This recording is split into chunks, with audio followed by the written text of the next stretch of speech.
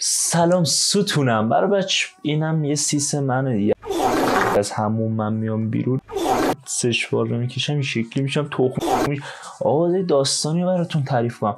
من الان حاج آقا با به تخممونم هست بند تایه به قولی نشستم دارم اینجا ویدیو ضبط میکنم. چرا؟ چون اتاق من موش داره، موشم گوش داره.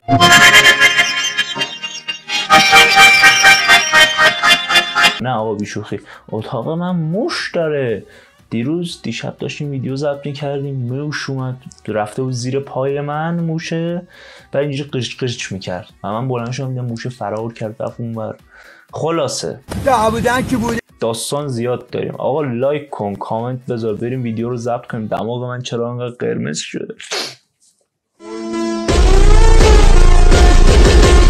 چرا شما نمیای تو تصویر ما ببینیم شما کجایی؟ اینجا خجالتیه. اوه خجالتی یا اعتماد به نفس داری؟ کدومه؟ هر دوتاش. اون چیه آویزونه به چیزت؟ در اتاق این؟ بز نشونت بز مورچه است. خوبی داداش، چه خبر سلطان؟ کی بیام ببینم؟ باز کن، من جلو دوربین نمیام. حضوری به نظرت میام؟ حالا خب میارم، کم کم یخاتو آب میکن. ببین میخوره قدم چند باشه؟ 185. 184 هم به نوزم. آفرین ماشاءالله. حالا به نظر چند کیلو هم؟ از این لاغرا هم یا نه؟ 60 خورده ای. 80 کیلو. توش موزه ماما. 8 ماشاءالله. 8 ماما رو نگاه. بزنید تخته. تو ماما رو نگاه. بیشتر ما داریم. قد چنده؟ 163 4. نه داداش گنده 2 متر. این درباره افغانی یه ویدیو پر کرده. اینا گیره تو کسه هرچی نجات پرسته. عشقی داداش معرفت داری، من میشناسمت. ما الان افغانستانیم. خب بابامون تریاک فروشه. آره عجیب. ببین اون چیه که شل میره تو سفت در میاد، خشک میره تو خیس در میاد. چیه؟ خیلی یه چیزی میدونم ولی خب چیه؟ همونی که میدونی و بگو. یک قسمت از اعضای بدنه. شاید نمیدونم، شما خود جواب خودتو به من بگو. یه قسمت از اعضای بدن جنس مذکر. خب کجا میشه این همه ما اعضای بدن داریم؟ اسم ببر. من چه میدونم. اون پایینم. اون پایین. اوه خیلی تو منرفی. ماشی چای نپتونه. نه بابا. نه به من گفتی منحرف جواب دادم. ای بابا.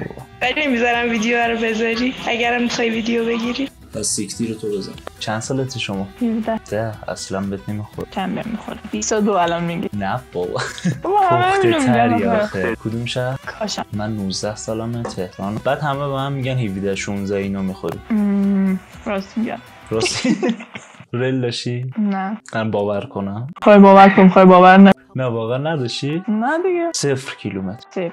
اون چیه که سیاهه میره توی یه جای سفید. خب میتونه جواب همون سوال قبلی باشه ولی بذار بگم سر بده.